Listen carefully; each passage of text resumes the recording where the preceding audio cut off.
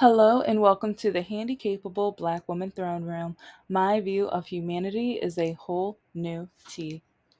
And today we are going to be doing another Great Sheep episode because I know, well, with my life, if you've been listening to the over 300 episodes, I have been through a lot of trauma, through a lot of mental and physical ABUSC, and a lot of it is because of doctors. I know sometimes I don't mention the doctors in episodes because part of me feels like, kind of like I tell my college students, go back, do your homework, listen, because I tell and spill everything. And at the same time, I talk about how I am not perfect. I tried my best as a teacher and I wasn't perfect, especially I got a smart mouth. I do. And sometimes the principal found out because, yeah, it's like, and I still think if you talk to me like an adult, I am going to return the adult conversation to the point where I will mentally hurt you. And I learned the best from my mother. Oh, yeah, she was talented. So, out of everything in my life, I think that's one thing I got from her. Kind of scary, but true. Because she was quick witted and she knew how to slide in very quickly. And because, well, sometimes she encouraged me with my creativity, but then she would squander it all at the same time and tell me that I better not use it. So that part was really confusing. But because of my creativity, I don't need, like, especially I say, I'm getting a little better with light. I'm getting a little bit, but especially coming from the church and everything, the whole swearing or whatever. But I remember another story, but I remember in fifth grade, kids would tell me, like, I was a nerd, or everyone hated me because I didn't swear or whatever. So that's the story. But again, yeah, and this is why I know I'm not perfect. And, but at the same time, some of my imperfections grew because of judgment, grew because everyone else was trying to tell me who I was supposed to be. But I want to make sure that I have an episode where I share how my relationship with my father has changed a lot. It changed a little bit after my mom passed away. It was still really hurtful in a way, but I found out how little he knew about me and how much my mother would say about me, and or how little she would say about me to him and family members. And over time, especially as my walking was getting worse, and again, I blame the doctors. No one will ever change my mind, and I still want to know, can I sue them?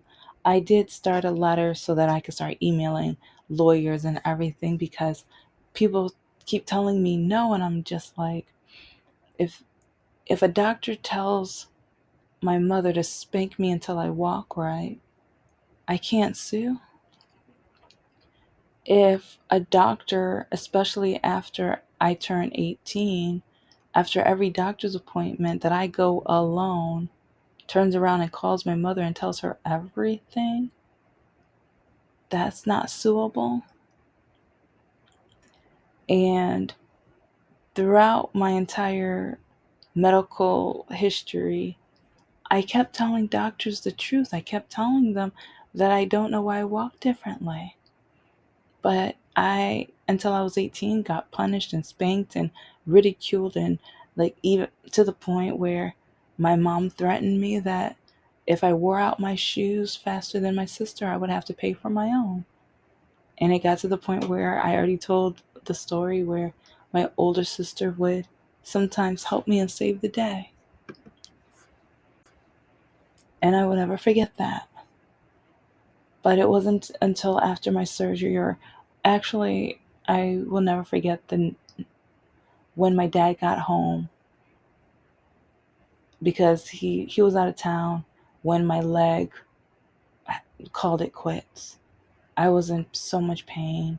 But did I, like, each time he called me, I didn't mention it because I wanted him to enjoy his time out of town. So he didn't know. It was the entire trip. He got home and he was humming and doing his thing, whatever, after his long trip or whatever. And I was in bed and I was in pain. And that was kind of the start of our relationship changing. And especially when he would, like, I remember it was either that night or the very next night. It was to the point where he was begging to take me to the ER. And part of me was just so confused. I'm like, why do you care now? Why do you want to take me to the ER now? All of my life, you guys said it was my fault. And you told me it doesn't matter what doctor I go to because this is my choice. I decided to walk this way. And so it wasn't like I won't say he begged, but it was emotional. It got to a point where I just remember being like, fine, okay. And I remember dragging myself out of bed and I don't even, I'm trying to remember how did I get to the car even? Because when I tell you I was in pain, I didn't eat because even when he told me that he wanted me to go to the ER, I didn't want to because that meant I had to move. That's how much pain I was in. It's like while I was teaching, ooh, there were times where I did not want to move. Anyway, he this started the process of me going to one doctor after another doctor, then x-rays and neurologists, and I forgot how many different types, like foot experts, and it was it was daunting. There were so many weeks where I would get up, okay, doctor's appointment, and this was like 2 or 3 times a week until I had to have, I think it was two or three MRIs by this point, and blood work, and there were several other tests too. But I remember he privately took me, or he specifically took me to these tests, and then they realized, oh, you're gonna need surgery. And it was to a point where the doctor, to my father, because I remember my father got into the room and she said, I don't know how she lasted this long on this knee. I don't know how in the world she's able to move with this knee. And I think that's when my dad realized I wasn't lying all those years. And one of my imperfections, like, they kept calling me a liar so much throughout my life that there were times where I'm like, I might as well lie. I might as well lie. Like, uh, and especially when my mom told me that whatever people I hang out with, whatever friends I make, she already knows they're not going to be smart. She already knows they're going to be no good because they're hanging out with me. But then but if I hung out with my sister's friends and that must mean that they're adequate, that they must be good enough. And so, but I remember even at my mom's funeral, and my dad was like, no one came to support you. And I got teary eyed. He was like, I didn't mean for you to cry. He was like, you don't have anybody. And it just reminded me of my ex boyfriend by this point, it was around 6 years I dated this man. I begged him to go to the funeral. Absolutely begged him. But, but, but he refused. And it's again, I will never forget that. And he just, I'll never forget that. And part of me, I keep wondering if we continued dating and his mother passed away, how would he respond when I say I'm not going to her funeral? Because she's a racist, bigot, like, disgusting human being, in my opinion. But yeah, the awful, terrible, racist things she said to me. And then how her disgust when I would post things about Black Lives Matter, and her oldest daughter acting like I should be ashamed of myself or that that was racist. And I would have to tell her, well, one reason I'm Black Lives Matter example, you said that it doesn't make any sense that I have never been locked up or in jail because all of your children have been to jail at one point. Because since your kids are white and I'm black, yeah, I remember that conversation so clearly. And since I have 3 degrees, I don't even know if she knew about my certifications because I think my ex tried to dilute or ignore as much of my accomplishments as possible. But she said I only got into college because I'm black. But yeah, this is a guy. He said he wanted. He's never gonna marry again, but he wants to treat me as a wife. He wants to treat me as a wife, but he refused to go to my mother's funeral, and he refused to go to my major surgery. My father was there. My father was there. And it's really crazy because when my car overheated after my ex broke my, yeah, watch the oil change. The oil change. I think it's No Heart and Oil Changer in that title. But watch that episode because when my car overheated and he's the one that broke it, and he like, you say you want to be like my husband, you just don't want the I do's or whatever. But I call you and then you tell me, call your father and hang up on me. But yeah, watch the whole episode because you'll understand why I didn't feel comfortable calling my father. But it was, our relationship changed so much over the years with my father and I. And my ex helped me confide in my father more because the more my ex proved that he would never love me, he would only love to use me, he would only love to take advantage of me, he would only love the money he would be able to get, even though I expected it back. But then he basically lied to me every step he could get because all he was just a despicable, no good, terrible liar. Yeah, two-faced too. Anyway, the more my ex proved to me who he really was, especially while trying to get diagnosed, especially while going through the trauma of having to have my surgery, and then after the surgery, physical therapy and everything, is my dad would sometimes come into the room after my surgery and he would see that either I'm watching Disney, and one time he saw that I was watching anime, and he was shocked because with the anime they were fighting a war and they were doing, he was just like, this is a cartoon. Because throughout my life, whenever I watched it, parts of me want, like, my mom started my dad to tell me that's childish and no man's gonna want you if you watch this childish garbage and stuff like that or whatever.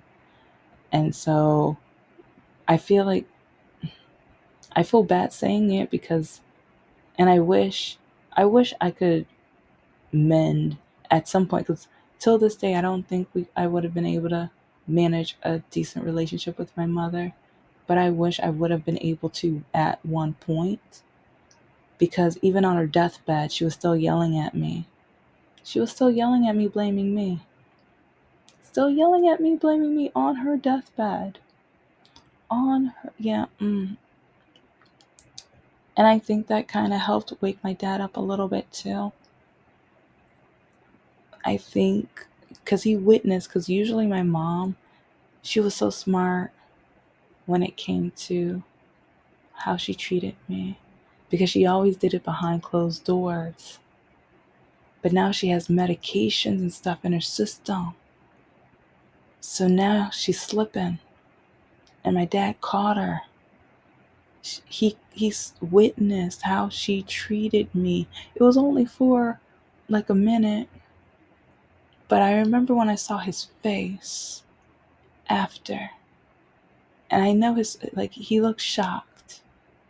And I think he was shocked that I wasn't shocked or I didn't get emotional because I think he realized this is what she's used to. But I used to tell him that he has no idea of what I myself went through and some of the situations and stuff that I had to go through with her. And he used to blow me off and say, no, but that day, that. And yeah, we still had shaky parts at the beginning. And it's never going to be perfect. And especially not being diagnosed with a disability for over 30 years, their expectations were extremely high. And they always tell me that you better be able to do this, you better do that, you have to do this, or some kind of punishment, a dreadful, awful punishment. And, but now that I'm diagnosed, I now have to teach him that, okay, expectations are totally different because now he expects me not to be able to do something. He tells me not to do stuff because of my disability. So now I have to retrain him and tell him, let me figure it out. Sometimes I might need to do research. Sometimes I might need to buy some things, some supplies, and Inspector Gadget it or whatever, or MacGyver it. And or it's like sometimes it's funny because I'm doing something and he tells me that, how are you gonna do that? You can't do that. And then the way I do it, and he laughs and he was like, you are creative. And I'm like, yes. But then there are some times where I see something and I'm just like, I'm gonna need help. I don't want to ask for help, but I'm gonna need help. And so when I do need it, I ask for it. It's especially if somewhere in the house that it's like especially in the garage or something, if I'm trying to get something or grab something but things are piled up, it's not safe for me. And so I'll ask him to grab it like when he's around that area because I try to think well ahead, 1 or 2 weeks ahead. So that won't stress him, and I'll tell him I'm not in a hurry. It's just when or if you get in that area, if you can grab it for me. And so I try to be as considerate as possible. I try to be like give him as much time as needed because I never want him to feel rushed or stressed or anything like that. And so with my life and having to learn new things, having to relearn how to drive even, he he's learning more about myself and sometimes I ask him questions. I remember asking him about why he doesn't have tattoos, and that started our discussion on because especially like my parents only met 1 or 2 guys that I've ever gone on a date with. That's it, because my mother said some very terrible things, and she the only guy well, first she said, as long as you walk like that, no one's ever going to want you, love you, or marry you. And then I met the guy at church, and I known him for years, and I kind of had a crush because I'm like, oh, he's adorable, he's cute, and he seemed like he was sweet and everything like that. And he is, but he's not my type. After dating him, I realized there's no chemistry there. Like we're not, no. And one day I'll be able to, like, cause yeah, I would get emotional if I listed off all the terrible things she said with dating and men and because I've already told the Disney story, and I've already told you guys how she used to say that I'm trying to be white because of how I talk or dating white guys sometimes, and I'm like, oh yeah, I said like, oops, whatever, okay. Sometimes I would have to let her know, Some guys say that I'm too light complexion. Some men say I talk too proper. Some guys say I'm too much of a nerd because I enjoy reading and writing. And so I remember when I said that, I wanted to back up because I'm like, dang it, I said writing. Because she said she was going to throw me out of the house if I tried to publish my books. So then she's like, what are you trying to write? You better show me now. He's like, Britton, she would tell me that I have to go to my room and bring down journals or whatever. Or she, while I was out of town working one of my promotional modeling gigs, she would go into my room and she would try to hunt down as many journals as possible. She kept finding the same ones because I learned I had to hide mine in the bathroom under the sink. Yeah. And I didn't even realize that I I still had quite a few of them after she passed away. It wasn't until I was getting emotional. It was something that happened at the house after her funeral. And I was like, oh my gosh.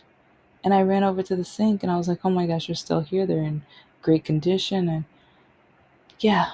And I'm still going to be piecing them together so I can publish some of the stories or edit and, restructure whatever. But I will never forget when I kind of mentioned it in another episode recently, but when I published my first book, and one reason I was rushed, I didn't do the marketing advertising like I got my schooling for, but I had to get something published because some of the doctors were like, oh, she might have some kind of cancer. She might be dying. I will never forget when a doctor said that, and it just came out of his mouth like it was nothing. And my eyes got so big. And it turned out not being that. But it was just like, hold up, like you're just gonna say that out of nowhere. And it's like, oh, I'm just guessing or hypothesis because nothing else is making sense. And it's like you're so young, and it's like, yeah, they said that.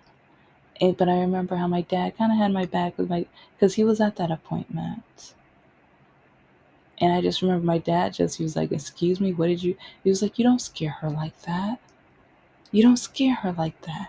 He was like, and then, like my wife just passed away, so it was kind of an emotional time too. But I remember our relationship was changing.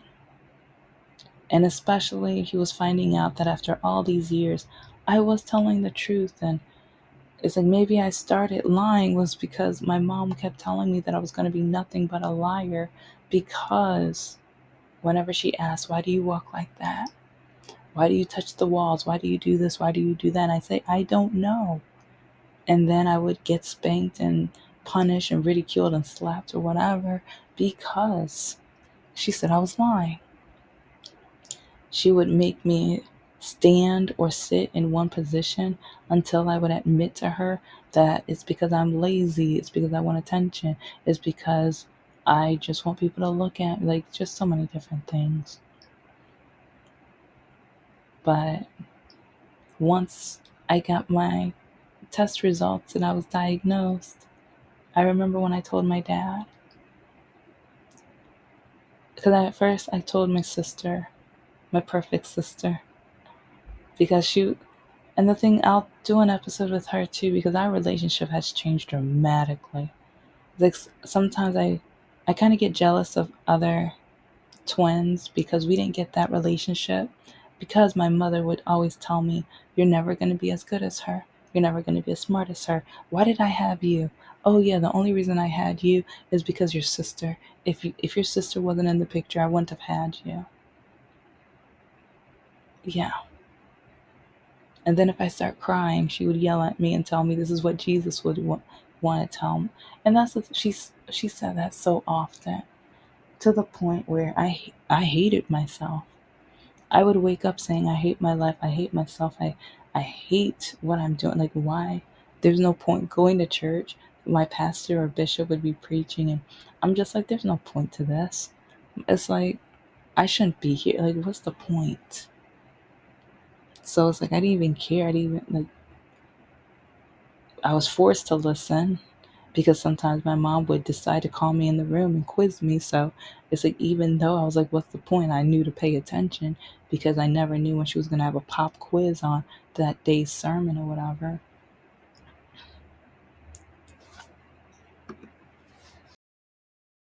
But our relationship changed a lot since she passed. And I wish one day that I would be able to mend that relationship, but it will never be. And I think it hurts so much that I will never have that opportunity. And I know she will never apologize. She never, because there were some times where she would yell at me, and next thing I know, she would find out it was another sister that did it. But instead, she was like, well, I know you're going to be doing something down the line. And she didn't realize, especially like even our bishop would say, sometimes you put things into motion. And so, like, what, since my mom said that, I'm like, you know what? I might as well. Especially since you spanked the mess out of me, sometimes to the point where the next morning I would move and it would hurt so badly. Oh, yeah. You know what? I'm going to make this worth it. That's how I started thinking. I am going to make this worth it. But now I'm trying to make my life worth it by making sure I say my story, making sure I let other people know if something doesn't seem right with somebody, and, maybe it's undiagnosed. If doctors keep saying nothing's wrong, go to another opinion. And everyone kept telling me, and I understand if you go for another opinion, but your family fights against you or they tell you it's still your fault, because that's what I went through. And again, my one doctor, until all of a sudden she had to quit and retire. I still don't know why. I wish I could know why, because I need to sue her. But yeah, she would call my mother and tell her everything about my appointment.